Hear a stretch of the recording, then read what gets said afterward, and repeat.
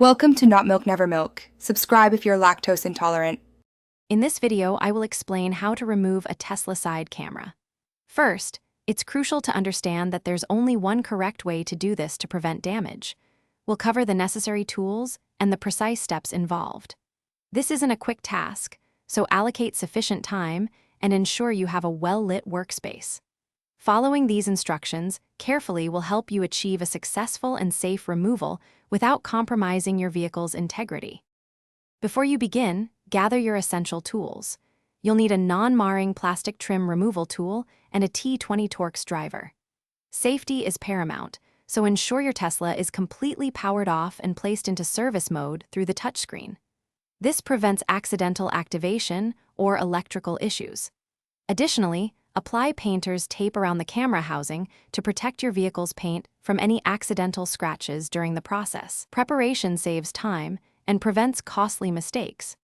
Now, let's get to the removal. Using your plastic trim tool, carefully pry the mirror cap away from the main mirror housing. Work slowly around the edges to release all the clips without breaking them. Once the cap is loose, you'll see the camera module. Disconnect the electrical connector by pressing its tab and pulling gently.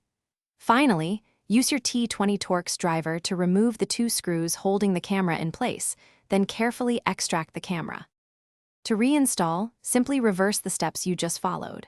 Secure the camera with the two T20 Torx screws, reconnect the electrical connector, and then carefully snap the mirror cap back into place, ensuring all clips engage properly. Double-check that everything feels secure and that there are no gaps. After reassembly, power on your Tesla and verify the camera functionality.